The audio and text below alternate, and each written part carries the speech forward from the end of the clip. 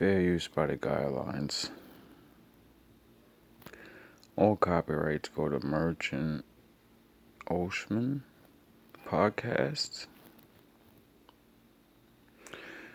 This is for entertainment purposes only. Remember how I keep saying I listen to this motivational billionaire? Well, he sort of does motivational classes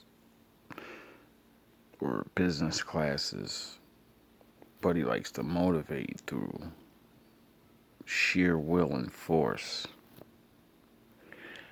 And he quit because he said everyone's pussy.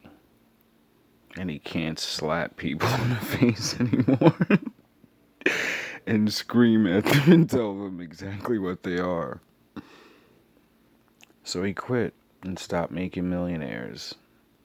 You know, he only takes on who he wants. And now he, I don't know, goes on podcasts and he just does things. So when I seen his face, I said, yeah, this is an hour fucking interview. This guy's he's gonna talk like the Wolf God. But I'm so broke, what I say does not mean anything. I'm so young that what I say can't be believing because I wasn't there when I talk about all these older dudes and the stories they told me. And, made me realize how weak I am. And why I have to go through it hard and just deal with it. Because you're never going to be the first. And hopefully you're not the last. Because that means there's no more men that will go through the natural order of things. Now he's going to probably more than likely, go abusive. His generation are from, the torture years. Because they still came off of the old Bibles and Vikings and, you don't train soldiers to pillow fight each other. You're training them to brutalize each other, capture each other, and get information. So when you're going to war or, business, because it's like war, you can't have weak-minded people.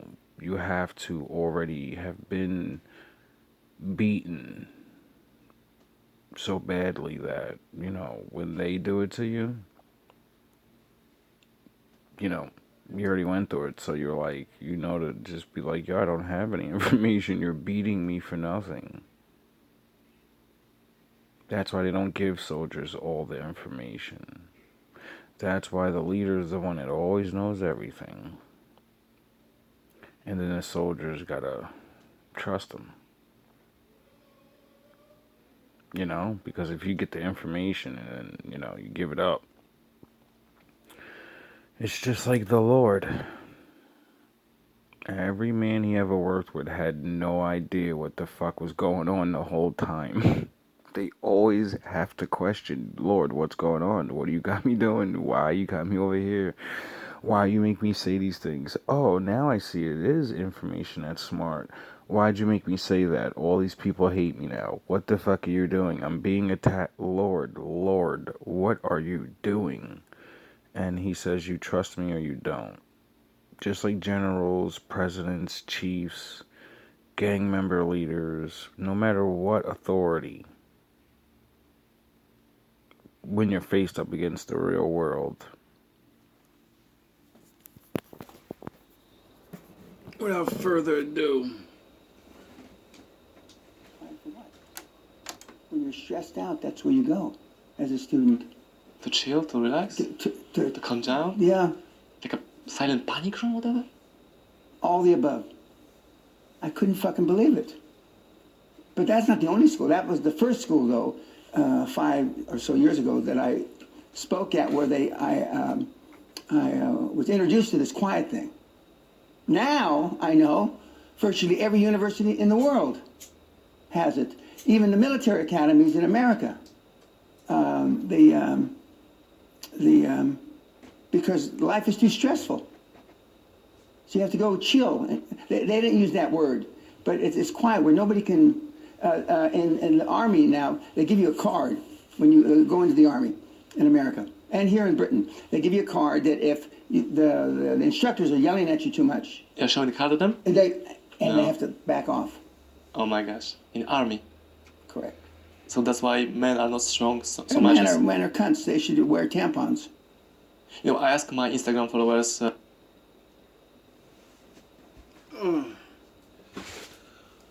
So, now you see why I say it? Because that man's richer than me. He's older than me. And, you know, I can't prove him wrong. Like,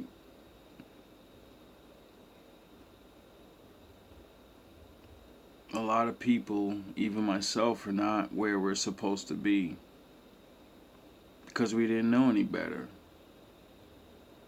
About questions for the interview for you guys, for you, sir, and there were so lame questions, and most of them were saying, "Be careful with the guy. He's crazy. He's gonna shout you. He's gonna be eating you alive." I was like, "I'm not scared though. But why are you scared?" That's exactly what I do. So but now, compared to when I seen this man say, I had a seminar and I told this guy something. He didn't listen, so I got up and choked him. And he said half the class left. And then a bunch of them stayed. The guy he choked stayed, I think. And I was like, yo, what the fuck? Like, this nigga's teaching people how to get rich like a fucking drill sergeant. Like, I didn't know you would go to be like, you know? And you're paying, this guy's, you had to pay for a seminar. That man paid to be choked. I think it's because he probably spoke at a line or said something extremely stupid. I forget, but, you know, time is money. And this guy made so much money. Half the world would have to, like, live twice to catch up to him. Like, so if you waste his time, like, you're talking to somebody that, you know, he can do things. Slapping you is choking you is you know? It's the least of your problems.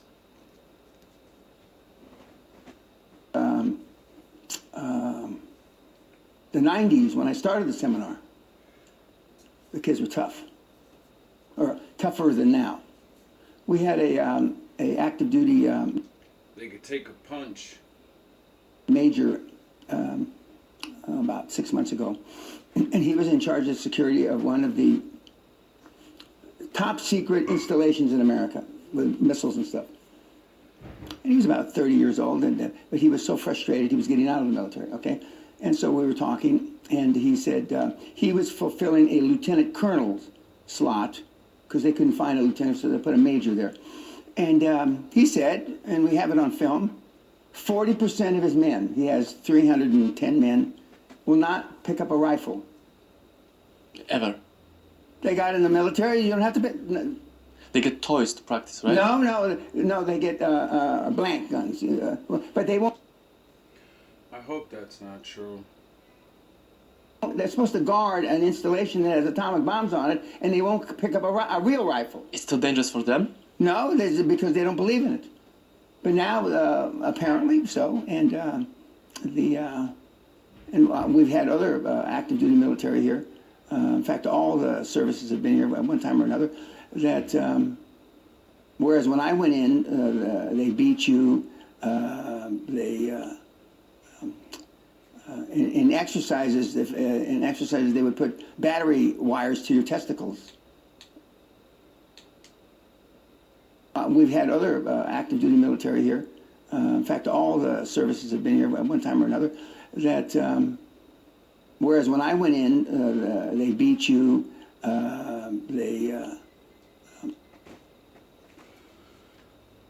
So maybe he's really this hard and, maniacal because that was the standard. When you go to the military, you're getting beat up. They're gonna beat the bitch out of you. They're gonna beat you up. They're gonna make you brave by making you afraid. And the ones that can't keep going go home, and the ones that will. Because being a soldier is a warrior. It's not a game. It's not a paycheck. in exercises, they would put battery wires to your testicles. They would, the best man at my wedding, who became an FBI agent, they staked him out on an anthill and put honey all over him and left him there for 3 days. He almost died. This was the training.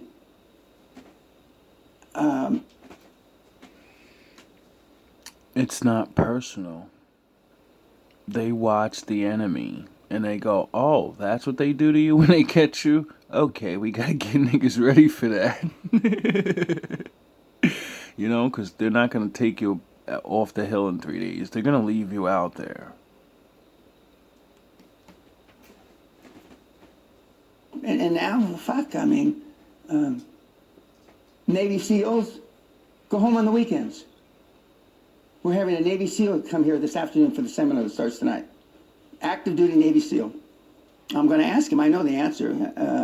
They go home on the weekends. When I went to the OCS and Ranger School for 6 months, we had not 1 minute off in 6 months. Not 1 minute, not 1 second off in 6 months. The training was 7 days a week, 180 days for the training. And they beat you, literally.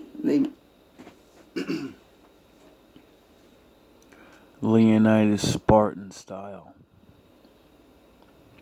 The old training never went anywhere. It's for the elites. If you want to be a fucking super elite whatever, you're going through Spartan training. They beat you. And now you can't raise your voice. And the military here is no different than the military every place else, except for Russia. And Russia, apparently that doesn't work there because Russia is, if you believe the news, is losing the war to Ukraine. Of course, everybody except Jesus is helping Ukraine. Well, I'm not saying that's right or wrong, but the world is fucked. It just is. We're going to shit. So why people are lowering the standards and why they are letting other people lower standards? Because of the government intervention. The government, almost all governments are headed towards socialism. Okay, that's the point. So they just want to pour money to. I've only lived for so long, but I think people are tired of fighting each other. We don't see a reason to do it anymore. And all the inventions did get us soft and stuff, but the time off gave us time to look at each other and be like, I don't know. But what I do know is he said it's every military, almost, or whatever. So I'm like, maybe people, the changes in the freedom and all of that or something. I don't know. Who knows? The problems. Exactly. This country is no different. I'm a dual citizen. I'm a UK citizen and an American citizen. But we're using money for brains. Money for brains.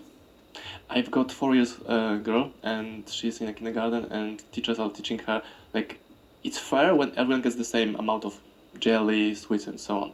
And I'm trying to explain to her that fair doesn't mean That's not equal. Life. It's artificial. No, my example of that is exaggerated.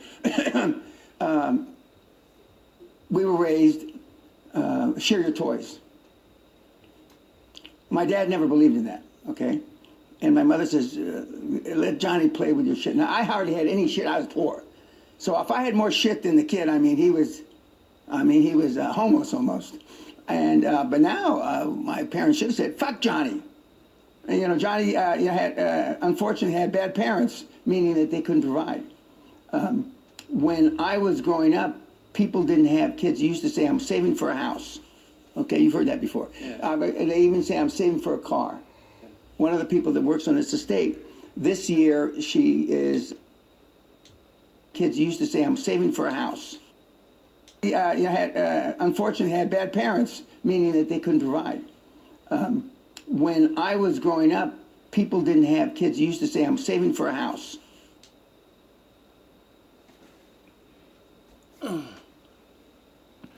Because if you were on the bottom, you knew the future of your kids would be the bottom, and you didn't want to do that to them. So you said, all I have is all I'm gonna have. My bloodline stops here. Okay, you've heard that before. Yeah. They even say, "I'm saving for a car." One of the people that works on this estate, this year she is, instead of getting a new car, she's renovating her house.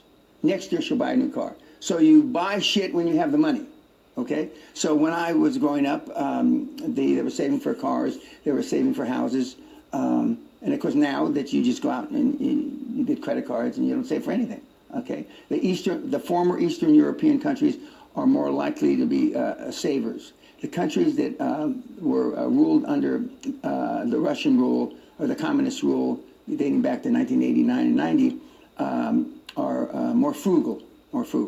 But they have kids, and you're all kids because you're either old enough to be your father or grandfather. They all have kids that, you know, drive Ferraris they can't afford, buy penthouses they can't afford, and buy clothes. But I never hear anybody say, "I'm saving," except for one employee here, a lady. "I'm saving," last year she said, "I'm saving to renovate my house this year, and next year I'll buy a new car." You don't hear that. People have like everything instant straight away Instant. with loans, and, leases, and, credit cards. and the kids today, more feel they're entitled. You know, they say my generation fucked the world up. Okay, the generation before me saved the world, World War II, and you know, I tore the financial guts out of the planet in the '80s. But there are kids today that are doing better than we did in the '80s. I mean. You know, Bitcoin is the flavor of the day, the meta this, meta that. We'll see, and I've been around through many cycles. We'll see if all these stores of value, which are not a store of value, are around 25 years from now. We'll see. But getting back to your original question, in Poland, the government was super nice to me. They treated me like I was, you know, the king of England. You're kind of a. Yeah. And so I was very happy. Salute to the king. Now, I don't even think this guy probably would even let me lick his boots. But, I don't care. He's still saying real shit. And I could respect that. You know? Give me perspective on real life, and then seeing the stories he came from, you know, not much. You know, can't hate on that. Say again? Jasafowicz. Okay. I will find the guy. Okay? Skipped ahead. Because you're all cunts. And you can't help it. Okay, so what's the solution? I'll take that. No, we're through. The human race is through. Even this 1%? No, but we're going to make, there's a saying, make hay, in other words, grow things while the sun's out. Stephen Hawking, the great professor, astrophysicist, who died a couple years ago, he said in 2004, we are nothing more than a educated monkey, actually it's a chimpanzee, educated chimpanzee with no skills, no special skills, and we are at the apex of humanity, Homo sapien. He said in 2004.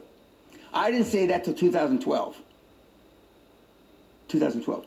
Last year, NATO and the World Bank and International Monetary Fund published a survey.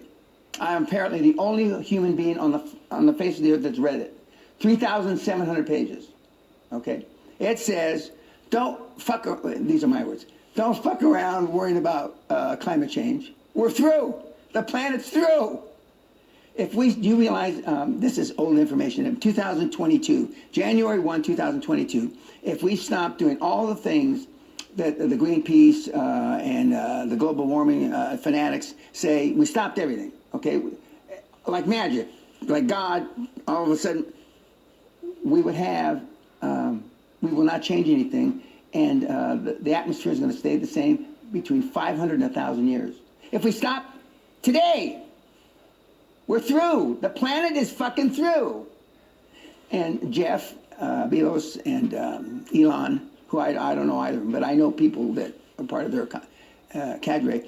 The real reason that they want to go to fucking Mars is they hope they can get to Mars before this planet blows up. Now, 2142, excuse me, an asteroid's going to hit us. Not maybe, not perhaps. You don't even hear about it, do you? Reason that they want to go to fucking Mars is they hope they can get to Mars before this planet blows up. Now, 2142, excuse me, an asteroid's going to hit us. Not maybe, not perhaps. You don't even hear about it, do you? So I think you're the only one saying that. And Revelation 18 picks up on this, and it's talking about Babylon. And a mighty angel took up a stone like a great millstone and cast it into the sea, saying, thus with violence shall that great city Babylon be thrown down, and shall be found no more at all. Now take Jerusalem, and now God is going to punish Babylon. Now, when we of him. So God uses Nebuchadnezzar in Babylon to overtake his people because of the apostasy that had come in. But now watch what God does in these next scriptures. And I will render unto Babylon and to all the inhabitants of Chaldea all their evil that they have done in Zion in your sight, saith the Lord. As Babylon has caused the slain of Israel to fall, so at Babylon shall fall the slain of all the earth. Now, these are important prophetic, important principles we're going to see through Scripture. Because one thing happened, now God is going to, basically distribute a retributive judgment. Because, well, God allowed Nebuchadnezzar to come in and destroy Babylon. It was His permissive will that happened because of their apostasy. But now God is going to punish Babylon for what they did. So we see here God used Babylon to overtake Jerusalem, and now God is going to punish Babylon. Now, when we get to the second trumpet. When I say it doesn't matter if you're a bad guy, you work for my Father. Now, do you understand? Oh, no, never mind. Notice how the imagery we were talking about, a burning mountain was thrown into the sea. And Revelation 18 picks up on this, and it's talking about Babylon. And a mighty angel took up a stone like a great... Maybe, not perhaps. You don't even hear about it, do you? So I think you're the only one. Is they hope they can get to Mars before this planet blows up. Now, 2142, excuse me, an asteroid's going to hit us. Great millstone and cast it into the sea, saying, thus with violence shall that great city Babylon be thrown down, and shall be found no more at all. Now, Revelation. Not maybe, not perhaps. You don't even hear about it, do you? Revelation is drawing from imagery of the Old Testament. So anytime we need to understand Revelation, we have to go back. I heard about it because I read the book. Now, is this what it is? I don't know. But I think it sounds the same, so We're gonna find out now, aren't we? The same between 500 and 1,000 years. If we stop today, we're through. The planet is fucking through. And Jeff Bezos and Elon, who I don't know either of them, but I know people that are part of their cadre. The real reason that they want to go to fucking Mars. It was They his hope they get to permissive Mars will before this that happened because of their apostasy, but now God is going to punish Babylon for what they did. So we see here God used Babylon to overtake Jerusalem, and now God is going to punish Babylon. Because he makes a deal. After you destroy my people, because I want them destroyed, because I run shit here, and you all just live there, I need them to learn a very valuable lesson on who's their boss, who you're going to call on. And when they finally do learn, because they'll realize I call on everybody and nobody comes, and then I start calling on him. And the problems, they don't all go away. But some things stop. And then you start doing the law. Because you realize it's the only thing that can save you. Now, when we get to the second trumpet, notice how the imagery we were talking about, a burning mountain was thrown into the sea. And Revelation 18 picks up on this, and it's... This planet blows up. Now, 2142, excuse me, an asteroid's going to hit us. Not maybe, not perhaps. You don't even hear about it, do you? So I think you're the only one saying that for Elon Musk, it's only about ego thing going. Well, to no, Mars. well, I mean, he's got a big ego, so do I, but he's got a big ego. But look at what he's accomplished. Tesla? Huh? Okay, well, I mean, but I've created more jobs than he has. I've created more money than he has. We're at $2.3 trillion now that I've created through morons like you.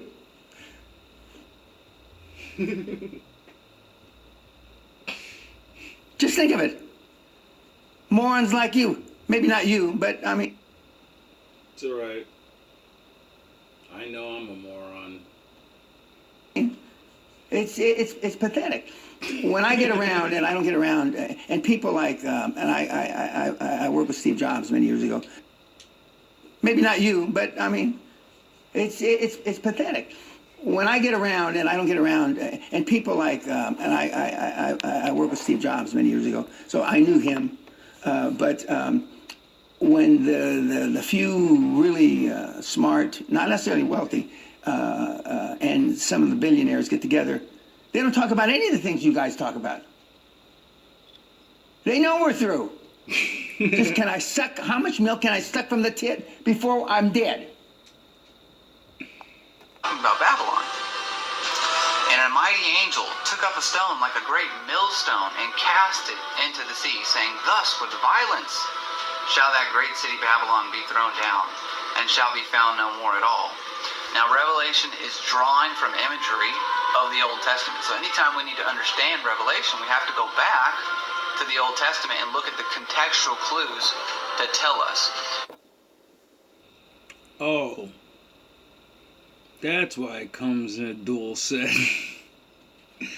I wonder why my father said, study the Old Testament, stupid ass. And I said, but everybody else is on the new one. And Jesus. What about Jesus? And he said, what well, he didn't actually say it, but, you know, I always, the Batman mind, I go, well, it sure would make sense to know the beginning of the story. You know, because one book's kind of all about one guy, so I in my mind, I'm going to go back there, and then we're going to see his childhood and everything.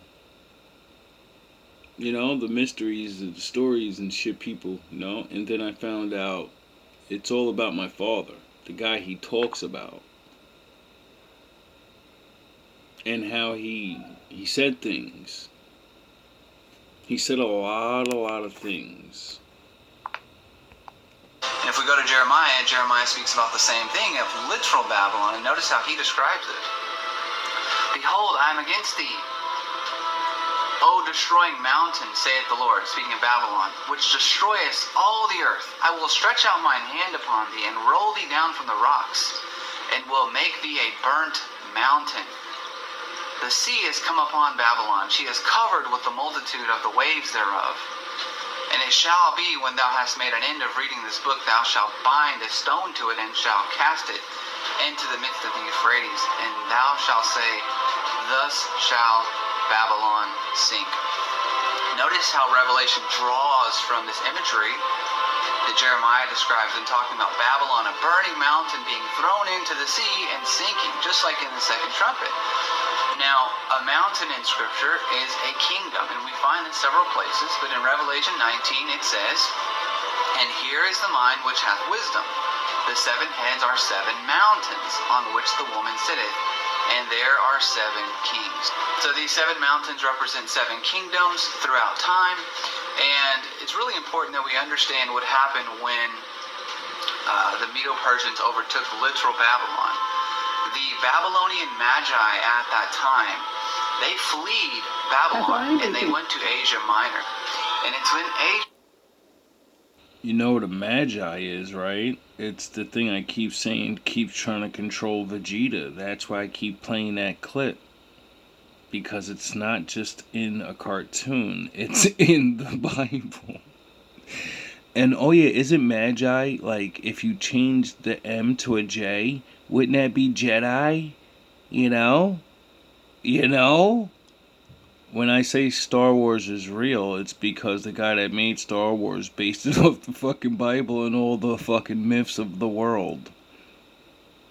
It's not because he made it up. Well, he probably made up some things, but you know? When you switch one letter and get a whole new, you know? Magi, Jedi, Dojin, Super Saiyajin, because that's how you really say their names. Super Saiyajin. They're jinns. Demons.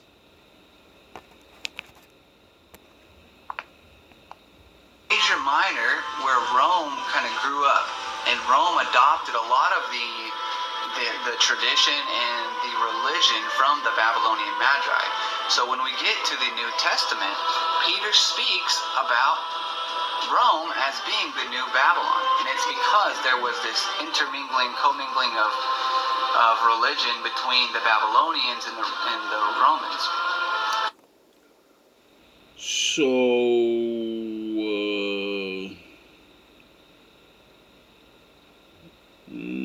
the return of the Sith?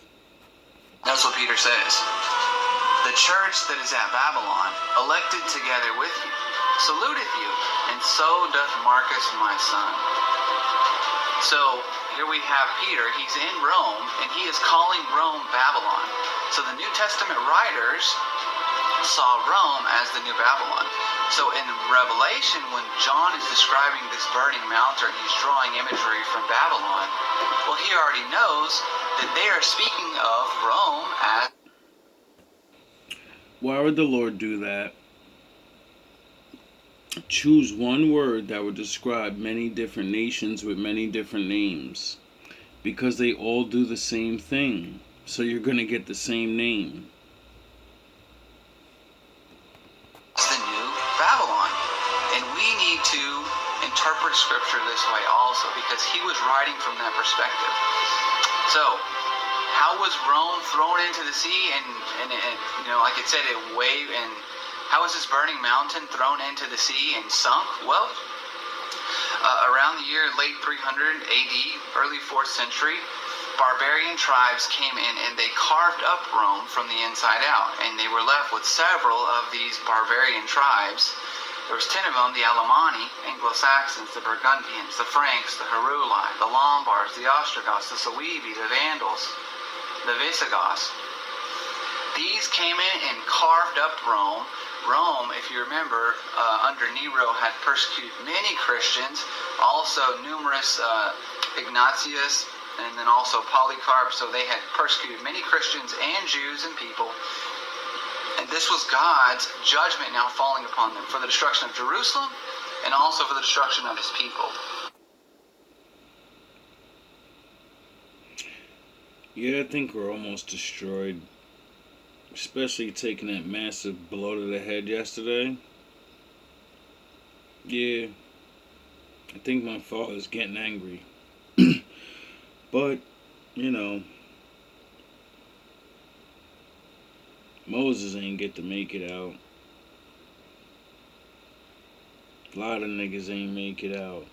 You know, Sodom and Gomorrah, fucking the Egypt thing. Oh well. At least I served. So this great burning mountain, a nation, a kingdom being thrown into the sea, and we're going to see exactly what those symbols mean. Notice what the sea and the waters represent. And he saith unto me, the waters which thou sawest, where the horse sitteth, are peoples, and multitudes, and nations, and tongues. And notice what Habakkuk and even Jesus says, and makest men as the fishes of the sea, as the creeping things that have no ruler over them. And he saith unto them, follow me, and I will make you fishers of men. So here we have a great burning mountain, which is Rome, being thrown into the sea, and the sea represents a multitude of peoples, nation, tongues, and Jesus says, I will make you fishers of men. So the things that are in the sea are people. And the people die when this mountain comes crashing into the sea. Many people perished when these barbarian tribes came in to carve up Rome. It's a significant event in history.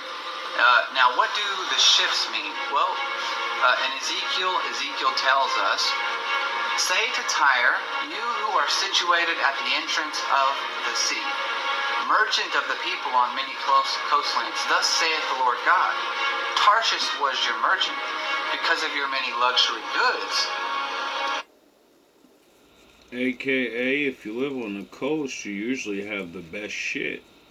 Because, you know, even though we're in modern times, sea transport allows you to do, you know, business with the world. So, you know, you're gonna be the shit. And my father said, you know, there's rules to making that money. He gave you silver, iron, tin, and lead for your goods. The ships of Tarshish, or carriers of your merchandise, you were filled and very glorious in the midst of the seas. So we see from this verse that ships represents an economy, trading, goods. So in summary, what do we have in this second trumpet? We have a burning mountain, a nation, a kingdom, Rome, being thrown into the sea representing peoples, multitude, nation, tongues. In the sea we have not fish, we have people, fishers of men, Jesus said. So this nation comes crashing down through the barbarian invasion. When Titus destroyed the first temple, we had things, and he really did become a fisher of men. He sunk the ships, and then like in war, you're supposed to like wave the white flag, and then it's over. He got his men to go out on the boats, get spears, and while they waved the white flags in the water, they speared them like fishes. People die throughout this experience, and the economy of Rome is decimated. Trading, goods, all of it is decimated. That is the second trumpet. And why? It came about as a result of the first trumpet, because Rome had destroyed Jerusalem, martyred God's people. I think the saying is what goes around comes around. And before that, it was called, the sins of the father shall fall upon the son. Martyred several of the early church fathers. And this was God's judgment, because whatsoever a man soweth, Big Dog James the Just. that he shall also reap. Friends, I hope this has been a blessing for you, and I look forward to doing I don't. All love, all praise. to the Most High. Who's probably gonna sin again? Lord, forgive me. Lord, forgive me. Things I don't understand. Sometimes I need to be alone. Bitch, don't kill my vibe. Bitch, don't kill my vibe. Entertainment only. Get off the East Coast and West Coast. If you can.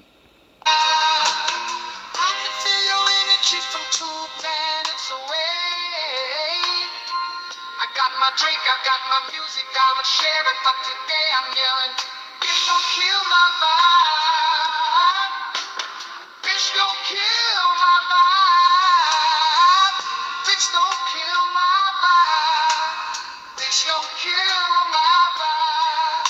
Bitch, don't kill my vibe. Look inside of my soul, to find gold and make it get rich. Look inside of your soul, find out it never exists. I can feel the changes. I can feel a new life. I tried so many years to get ready.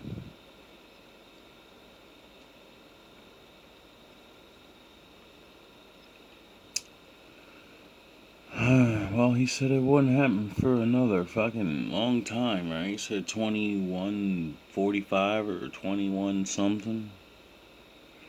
So, won't be here anyway. I don't think I'm gonna live that long.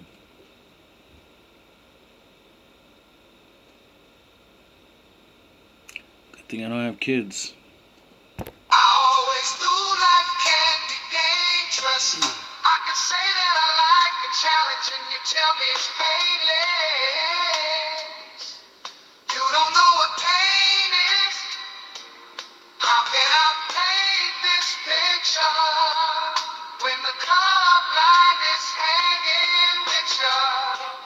Fell on my face and I... The reason it won't be public is because the maniacs would just lose their minds and just say, fuck it, I'm going ape shit. So, shh. I woke with a scar, another mistake living deep in my heart. Buried on top of my sleeve in a flip. I can admit that it did look like yours. Why you resent every making of this? Tell me your purpose is petty again, but even a small lighter can burn a bridge. Even a small lighter can burn a bridge. I can feel the changes. I can feel the new people around me. Just wanna be famous. You can see that my city found me, put me on stages.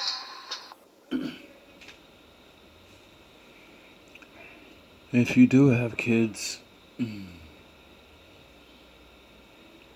basics.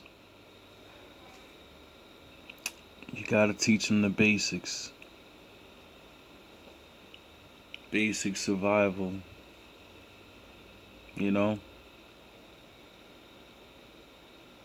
The world's changing, regardless if this is true. I personally don't really believe, everybody knows what they're talking about. Asteroids change direction all the time. According to scientists, we were supposed to be obliterated 1 billion times. And asteroids change direction. I think it's because the things we do. I don't think the Lord actually gave us a fucking book and warned people of what he will do because he wants to do it. I think it's a You know, it's a warning. It's a don't do that. Don't make me do this. You know?